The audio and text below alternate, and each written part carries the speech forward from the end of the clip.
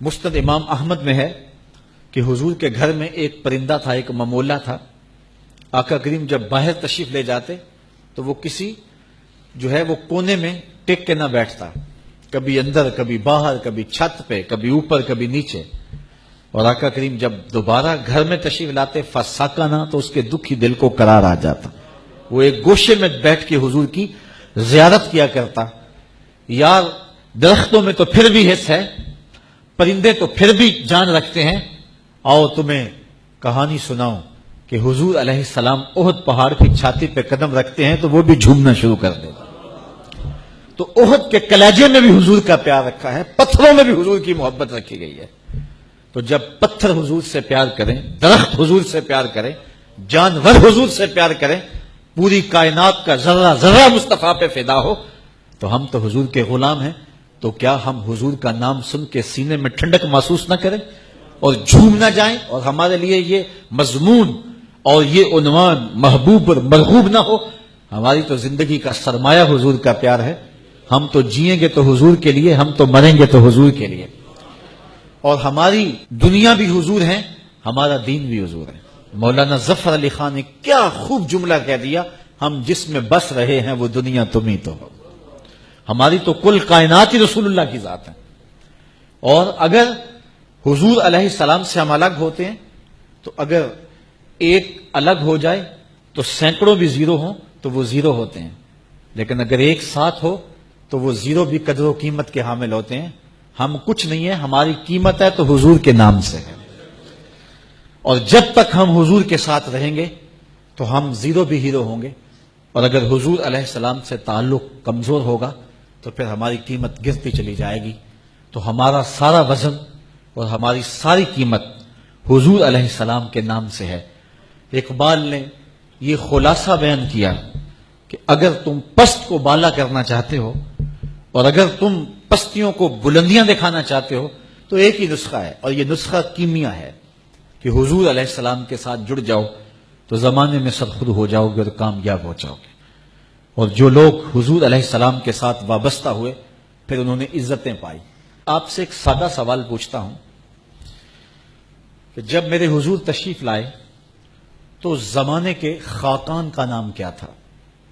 عالی مرتبت علماء کرام جو تاریخ کا گہرا مطالعہ رکھتے ہیں تو ان کی نظر میں اور ان کے ذہن مبارک میں وہ نام ہو تو ہو، ورنہ ہم سب قاصر ہوں گے کہ اس دور کے خاقان کا نام کیا تھا. اگر میں پوچھوں کہ اس دور کے کیسر کا نام کیا تھا تو اس کا جواب بھی مشکل ہوگا. علماء کرام کے علاوہ جواب دینا ہمارے بس میں نہیں ہوگا. اگر میں کہوں کہ اس دور کے کسرا کا نام کیا تھا تو بہت تھوڑے لوگ جانتے ہوں گے. یہ اس دور کا اوباما تھا.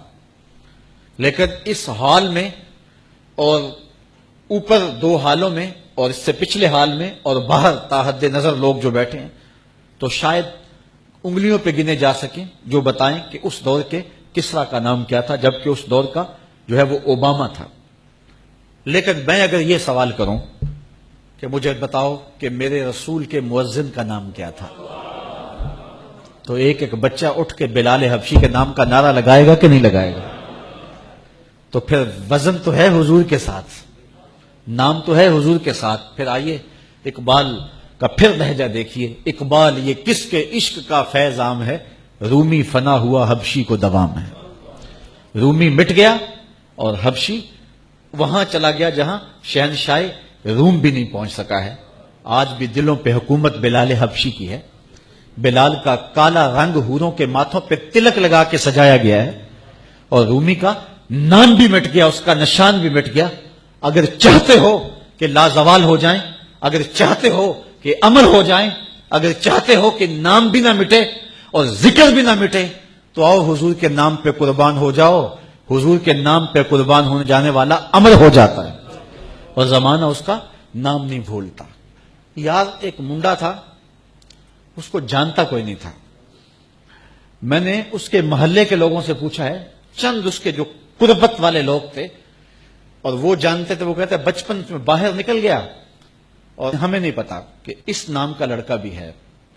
لیکن پھر ایک دن آیا کہ ہر شخص کا رخ ڈھوک کشمیریاں کی جانب تھا، اور میں نے خود اپنی آنکھوں سے دیکھا کہ عامر چیمہ کی گلی کے اندر اتنے گلدستے پڑے ہوئے تھے کہ گزرنے کی جگہ نہیں تھی، اور جس نے اس کو دیکھا تھا، شک پڑا کہ میں نے اس کو دیکھا ہوا ہے، وہ بھی چھاتی تان کے کہتا تھا ہاں میں اس کا یار ہوں۔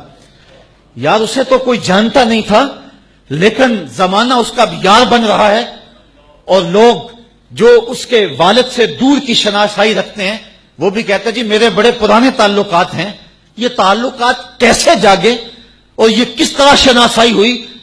یہ صرف ایک ہی نام ہے، اور وہ نام ہے میرے محمد عربی صلی اللہ علیہ وسلم۔ اللہ اکبر، یا رسول اللہ۔ نہیں تو لاہور کے کوچائے چابک سواراں کی کہانی سن لو۔ بیٹا لوہاروں کا ہے اور دکان پہ ٹھک ٹھک کرتا ہے، اور اسے کوئی گلی میں بھی نہیں جانتا، اور پھر ایک دن آیا وہ زمانے کے سینوں کے اندر دھک دھک کرنے لگا۔ امیر ملت پیر جماعت علی شاہ رحمت اللہ تعالی، اس زمانے میں جن کے 1,00,000 مریدین تھے، کوئی معمولی نام نہیں ہے امیر ملت علیہ رحمہ کا۔ امیر ملت جنازے میں شامل ہوئے، غازی علم الدین لوگوں کے کندھوں پہ جا رہا تھا، اور امیر ملت کی آنکھوں میں آنسو تھے، اور کہنے لگے لوگوں میں نے بڑے بڑے بادشاہوں کی کہانیاں سنی ہیں، میرے دل میں کبھی امنگ نہیں جاگی کہ میں فلاں بادشاہ ہوتا، فقیر خود شہنشاہ ہوتا ہے۔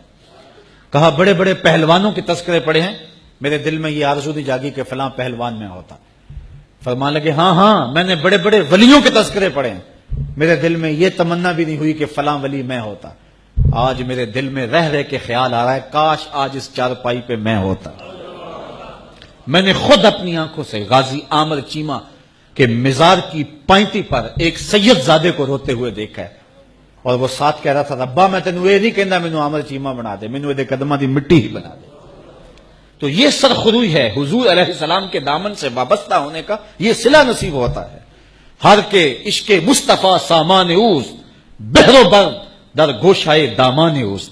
اقبال کہتا ہے کہ اگر حضور کا عشق سامان زندگی بن جائے پھر کیا بھوک رہ جاتی ہے بندے کو، پھر بحر و بر اس کے دامن کے کونے میں بندھے ہوئے ہوتے ہیں، اور دنیا اس کے پیچھے پیچھے ہوتی ہے، اور وہ نظر اٹھا کے بھی نہیں دیکھتا۔